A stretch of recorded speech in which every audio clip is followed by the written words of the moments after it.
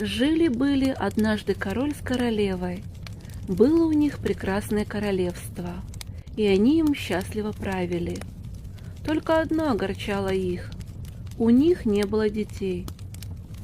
Однажды, гуляя по лесу, королева присела отдохнуть на берегу озера. Вдруг ей стало так невыносимо грустно и одиноко, что она громко закричала: «О Боже, как я хочу иметь ребенка!» Вдруг вода в озере забурлила, и из его глубин выплыла громадная креветка. Она сказала человеческим голосом: «Королева, твоя мечта исполнится, но разреши мне, ничтожной креветке, сопровождать тебя до волшебного дворца, который не может увидеть ни один смертный».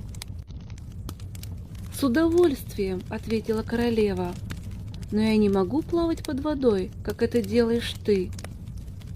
Креветка засмеялась и превратилась в милую старую даму.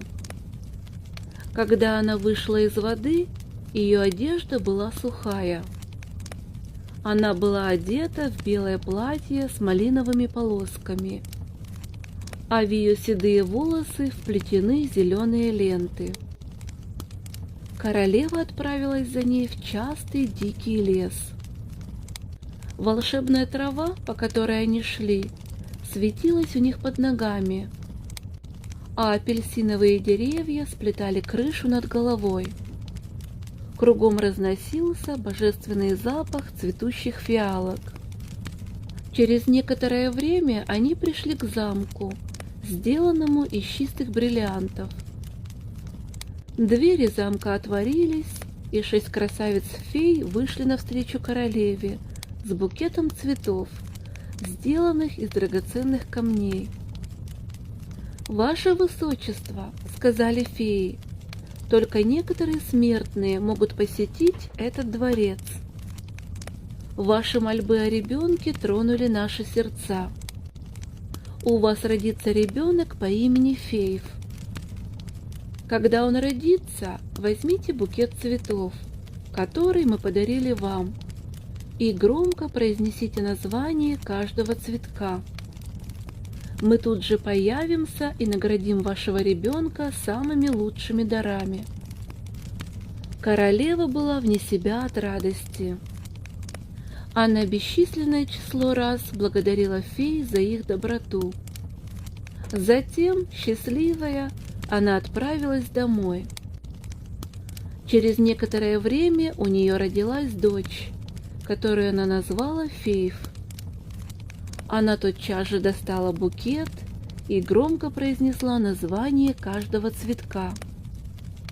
И сразу же вся комната заполнилась феями.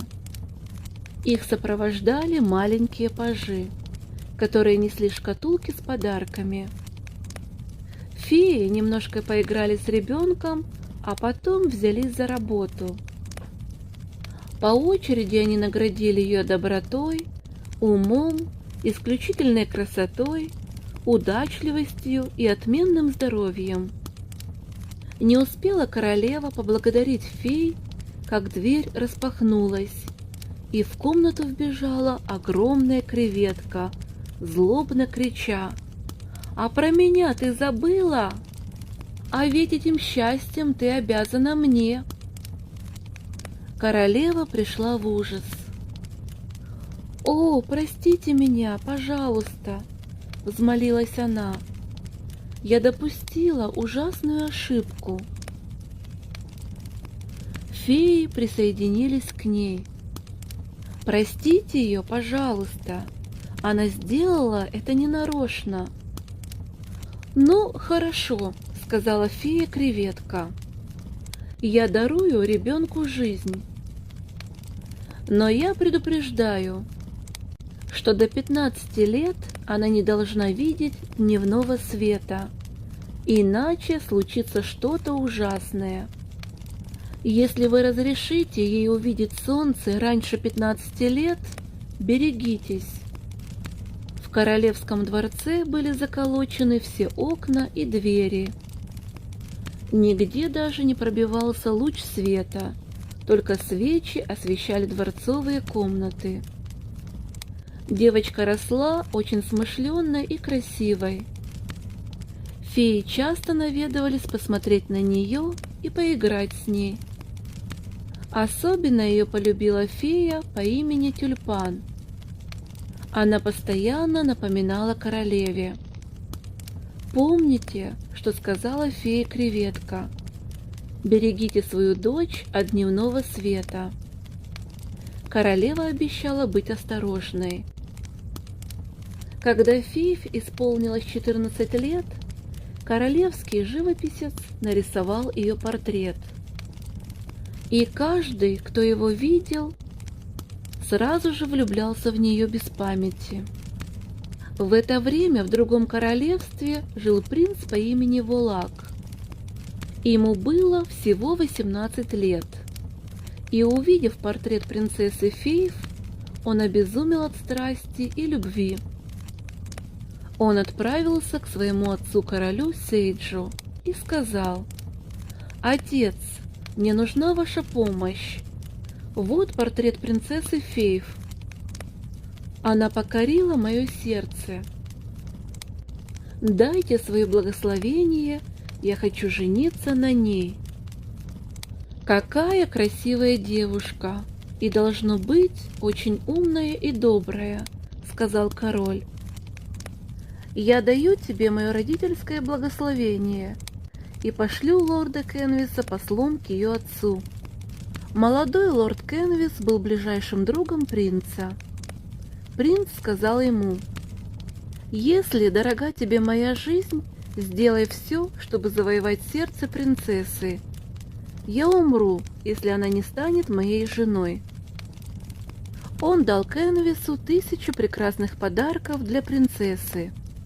Родители Фейв были очень польщены, когда узнали, что за их дочь сватается принц Волак. Они знали, что это самый лучший, храбрый, правдивый и красивый принц из всех существующих на свете. Король с королевой сначала решили показать Фейв лорду Кенвису, но фея Тюльпан предупредила их, что это небезопасно. Когда лорд приехал во дворец, то к его великому изумлению ему отказали во встрече с принцессой. Король рассказал ему всю историю с феями. «Но, ваше высочество», — запротестовал Кенвис, — «принц Волак очень сильно влюблен. Он не может ни есть, ни пить, ни спать. Он очень болен. Разрешите мне показать вам его портрет. Поймите, если вы не покажете принцу Фейв, он умрет от тоски». «Бедный принц», — сказал король, — «он так безумно влюблен в мою дочь. Я тоже был молод и знаю, что такое любовь. Мы постараемся что-нибудь придумать». Фейв показали портрет принца, и она тоже полюбила его с первого взгляда. Этот разговор услышала леди Уит, у которой были 2 дочери одного возраста с Фейв. Одну звали Дейзи, и она обожала принцессу, а другую звали Прикли, и она ненавидела Фейв всем сердцем. Она тоже видела портрет принца и дала себе слово стать его женой. А крестной матерью Прикли была, к несчастью, фея-креветка. Ночью Прикли отправилась к ней и сказала: «Фейв выходит замуж за принца Волака, а я сама хочу стать его женой. Ты можешь мне в этом помочь?» «Конечно, для меня будет счастьем расстроить ее мечту», — сказала злая фея и что-то нашептала на ухо Прикли. В это время Фейв мечтала о принце Волаке. Наконец она придумала, как избавить его от болезни. Она пошла к своей матушке и сказала: «Мы можем обмануть злую фею. Пошли меня к принцу в карету, без окон и с занавешенной дверью. Я поеду к нему ночью». Королева и король согласились с таким планом. Они сообщили Кенвису об этом, и он, счастливый, помчался домой, сообщить принцу радостную новость. Король велел сделать закрытую карету. Внутри ее отделали зеленым бархатом и серебром. Ключи от кареты вручили самому старшему лорду королевства и велели запереть в шкатулку. Когда все было готово, Фейв вместе с Прикли, Дейзи и леди Уит села в карету. Королева сказала леди Уит: «Я вручаю вам сокровище всей своей жизни. Берегите ее, помните, что она не должна видеть дневного света». Принц уже заколотил окна в своем дворце и приготовился к встрече. Уит ответила: «Не беспокойтесь и доверьтесь мне». И они отправились в путь. Через некоторое время Прикли шепнула матери: «Мама, нужно срочно что-то делать. Если я не стану женой принца, я умру». Леди Уит достала длинный нож, который она спрятала под юбками, и разрезала обивку кареты. Хлынул дневной свет. Фейв сразу же превратилась в белого оленя, который выпрыгнул из кареты и скрылся в лесу.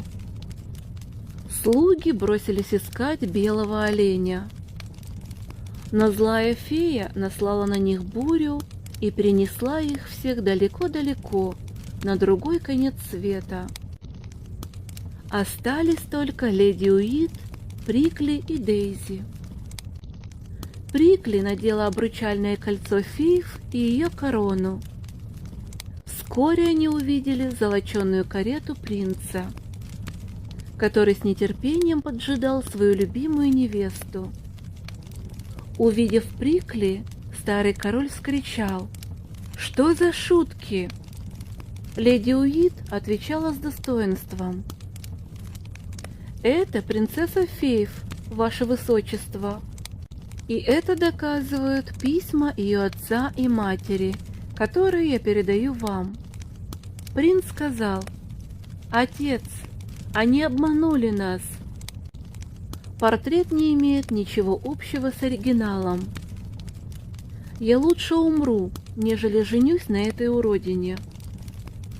Король сказал: «До выяснения всех обстоятельств я заберу принцессу и ее сопровождающих в качестве пленников и поселю их в замке». Принц же отправился в свой загородный дом в лесу, поохотиться и отвлечься от неприятных мыслей. Гуляя в лесу, он вдруг почувствовал слабость и прилег на землю. Если бы он только знал, что недалеко от этого места ходила его любимая принцесса, обратившаяся в белого оленя, больше всего на свете любившего дневной свет.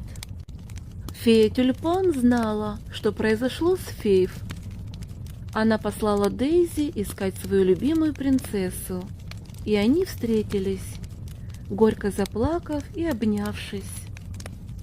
«Моя дорогая принцесса», — сказала Дейзи, — «я останусь с вами навсегда и буду служить вам вечно».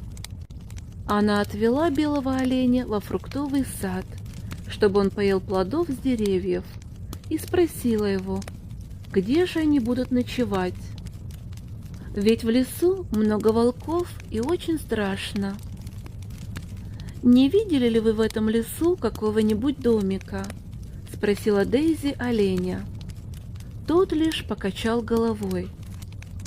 Вдруг появилась фея Тюльпан, чье сердце тронула дружба девушки и оленя, и сказала: «Каждую ночь после захода солнца Фейв будет превращаться опять в девушку.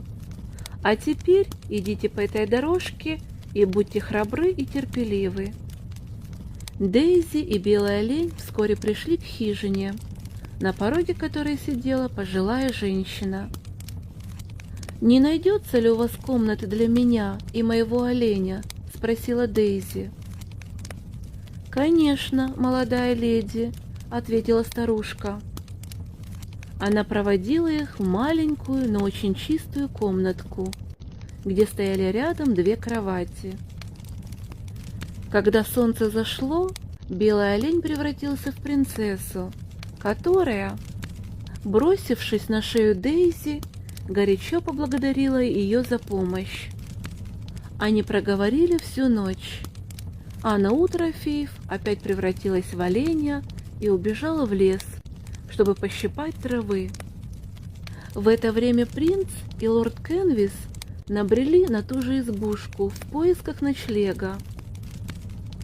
Улыбающаяся старая женщина дала им поесть и выделила комнатку как раз напротив комнаты девушек. Выспавшись, молодой принц отправился на охоту. Вдруг он увидел белого оленя, который пасся невдалеке. Прицелившись, он выстрелил в оленя, но тот, увернувшись, скрылся в чаще леса. Придя вечером домой, олень превратился в принцессу, которая поведала Дейзи, что с ней приключилось. «Милая принцесса», — сказала Дейзи, — «оставайтесь здесь, не ходите в лес, это опасно.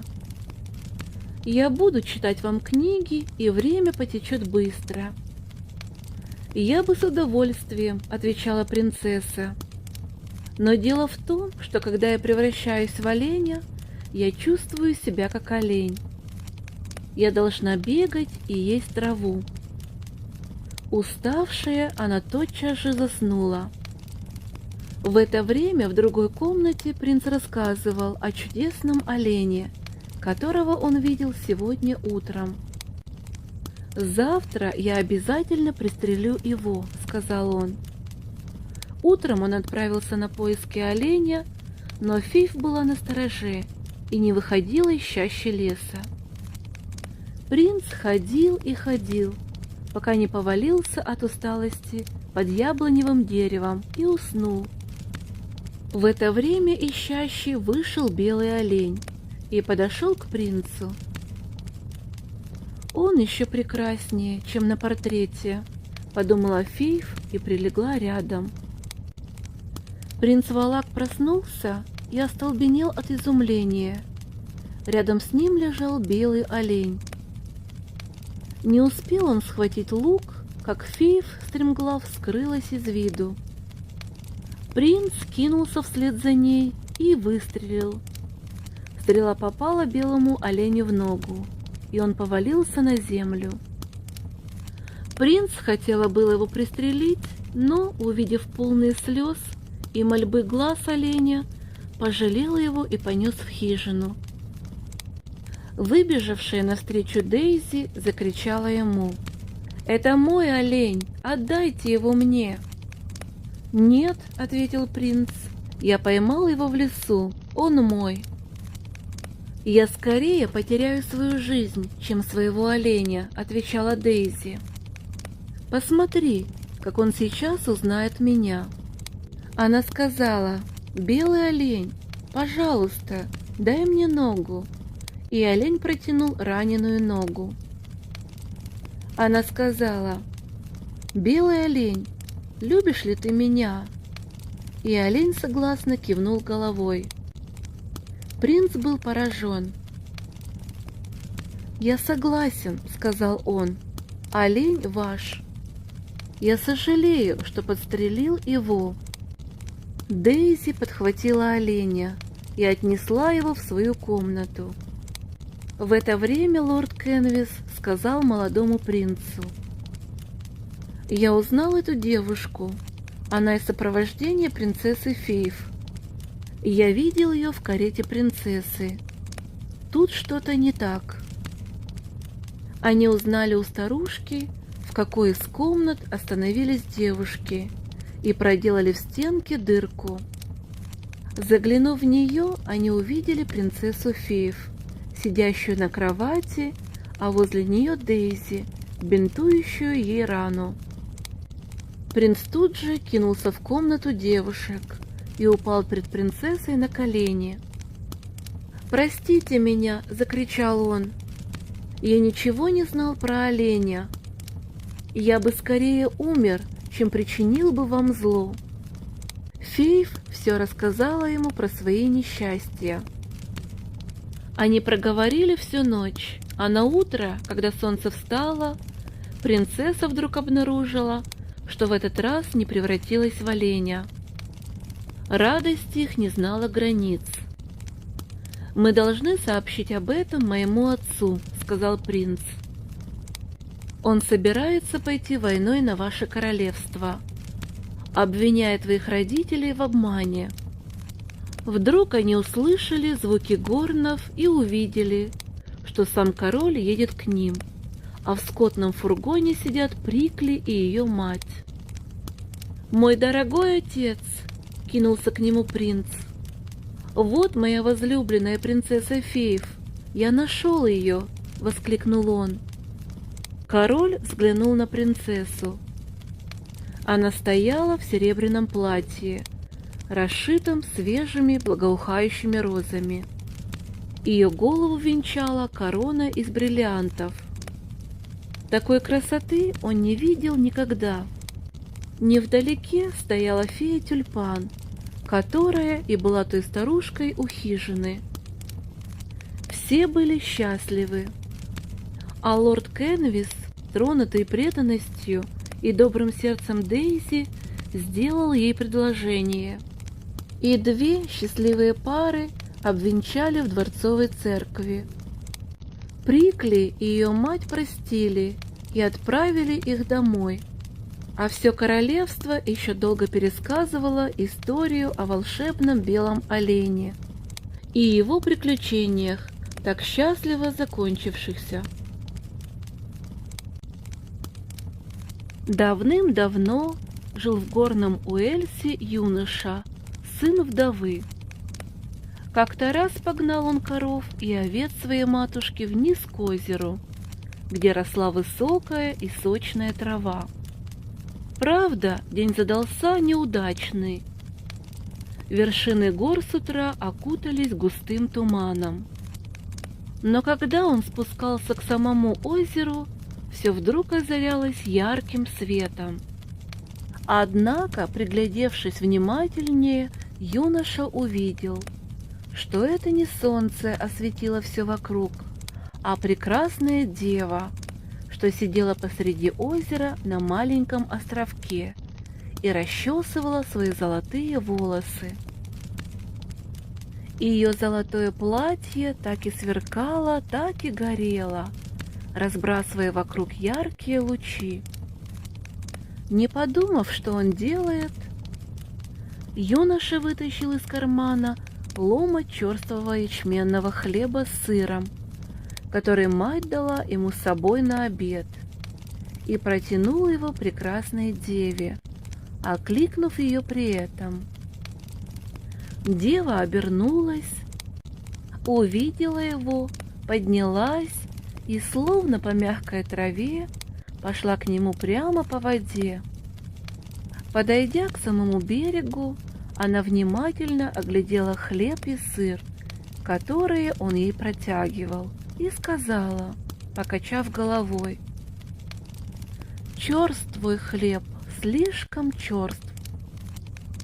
Таким хлебом тебе не накормить меня». Юноша все продолжал протягивать к ней руку с хлебом, но дева уже исчезла.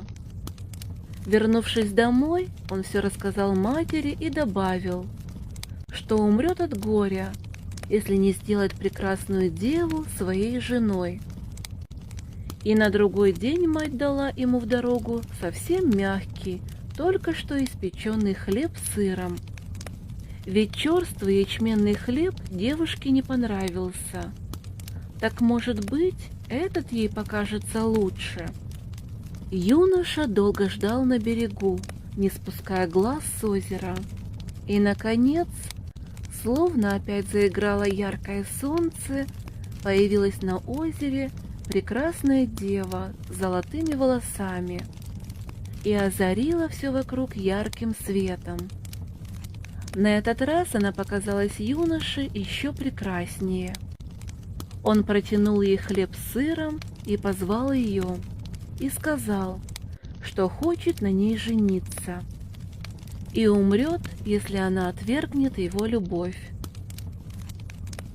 Дева подошла к нему и внимательно оглядела, что было у него в руках, но, покачав головой, тихо сказала: «Не пропечен твой хлеб, не пойду я за тебя». И сколько юноша не просил, не умолял, она опять исчезла. Он вернулся домой таким несчастным, что сразу бросился на кровать и не хотел вставать. Но когда мать спросила его, что случилось, он все ей рассказал. И вот матушка раздула пожарче огонь в очаге и на этот раз уже испекла не черствую ячменную лепешку и не сырой хлеб, а хрустящую пышную булку. На другой день юноша опять погнал стадо к озеру. Долго ждал он у озера, опершись на палку. Все утро светило солнце, но воды озера оставались спокойны. Прошел день. Когда же начало смеркаться, юноша совсем приуныл. Он уже не надеялся увидеть опять свою прекрасную деву. Грустный и печальный, он собрал всех коров и овец, чтобы гнать их назад домой, и бросил последний прощальный взгляд на озеро, как вдруг, к своему великому удивлению, увидел на воде, нет, не прекрасную деву, а прекрасных черных гладких коров, которые словно по мягкой траве шли прямо по озеру. Он так и застыл на месте. Не могли коровы прийти сюда одни. Наверное, вслед за ними появится их прекрасная хозяйка. И вот появилась дева озера, на этот раз еще прекраснее, чем раньше. И юноша сам пошел ей навстречу и протянул хрустящую пышную булку с сыром. Она взяла булку, и когда юноша снова спросил ее стать его женой, сказала, что согласна, но должна спросить разрешение у своего отца. Юноша очень обрадовался, но прекрасная дева тут же исчезла. Он не знал, что же ему делать, и звал ее, и хотел даже прыгнуть в воду, чтобы искать ее на дне озера. Однако не успел он ступить в воду, как из озера появилась его прекрасная дева, на этот раз вместе с величественным старцем.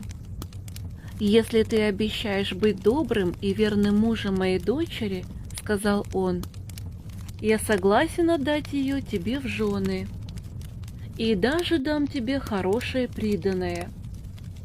Ты получишь столько коров и столько овец, сколько она сумеет насчитать за раз, не переводя дыхание. Но помни, если ты будешь несправедлив к ней, и если ты, пусть даже случайно, заденешь ее чем-нибудь железным, она вернется в родное озеро, и все коровы и овцы уйдут следом за ней». Юноша с радостью на все согласился, и старик соединил их руки. «А теперь пора подумать о приданом», — сказал старик и велел дочке считать, не переводя дыхание. 1, 2, 3, 4, 5. 1, 2, 3, 4, 5. Начала она считать и успела так насчитать 7 раз. И тут же из озера появились 35 тонкорунных овец.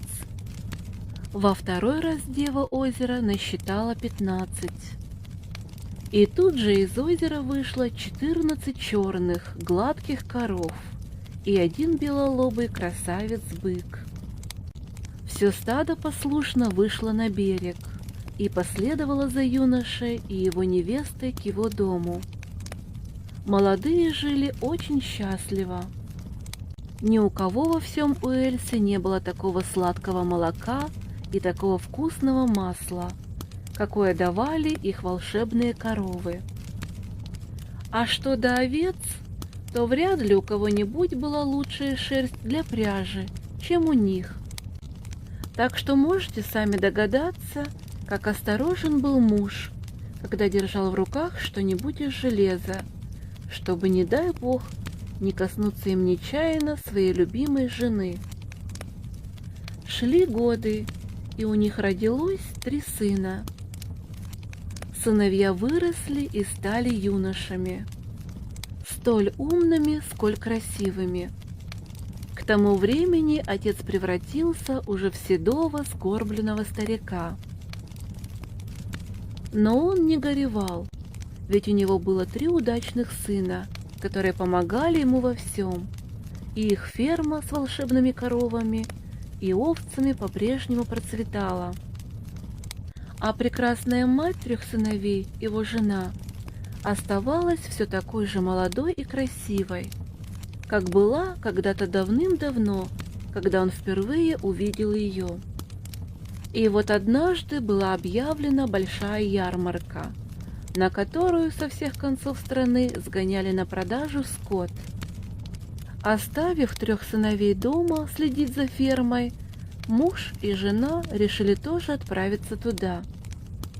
Они вышли вместе из дому и поднялись в горы, чтобы поймать там 2 пони.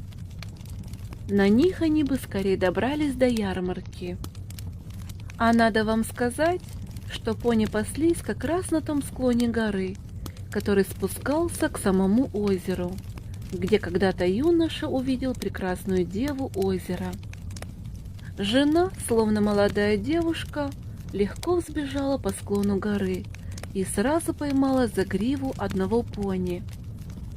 Но держать пони за гриву было неудобно, и она крикнула своему старику-мужу, чтобы он кинул ей повод.